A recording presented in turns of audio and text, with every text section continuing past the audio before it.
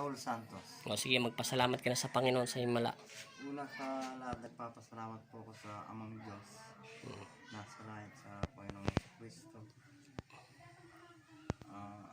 Isang linggo ko na pong sakit to, kaya hindi ko na matiis yung sakit. Nagpunta ko rito Para magpagamot sa Panginoon. para magpagamot sa Panginoon.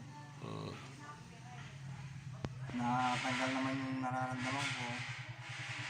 Nakaginawa ako ng maayos. O, sige nga kuya, galaw mo nga yung paa mo. At nagpapasalamat po ako sa... O, iangat mo yung paa mo. Nagagalaw mo na yung paa mo, di ba? Hindi ka tulad kanina. Hindi katulad kanina, talagang naaaray ako ng... At saka hindi ka rin makaupo. Hindi Hindi mo maangat yung paa mo. Ngayon, nakakalakad ka na ng maayos. Sige nga, subukan mo umupo kuya. Para makita ng mga nanonood sa YouTube. Iangat mo yung paa mo. O, di ba? Nagagalaw mo na. Hindi na masakit. Kanina talagang... Kanina, hindi mo magalaw, di ba? O ngayon, nadidikit mo na. Ilang minuto lang ginawa sa'yo ng Diyos yan. Wala pang 3 minutes, di ba? Saglit na. Basta't lagi kayo magdasal, ha? Magpapasalamat sa Panginoon, ha? Marami rin salamat, ha? Basta't lagi nyo lang, ibig sabihin ng Panginoon, kung anong ginawa ng himala ng Diyos sa'yo, suklihan mo ng kabutihan sa iyong kapwa.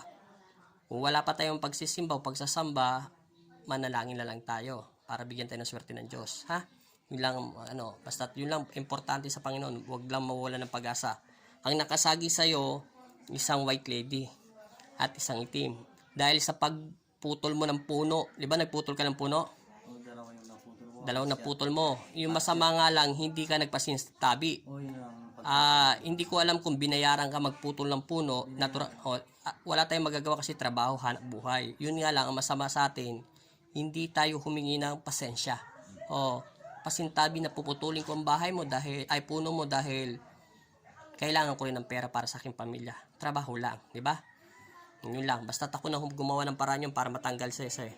O sige, tayo na kayo kuya. Okay, salamat din ha. Salamat. Anong pangalan nyo ulit? Raul Santos. Okay, salamat din po Ama Jesus.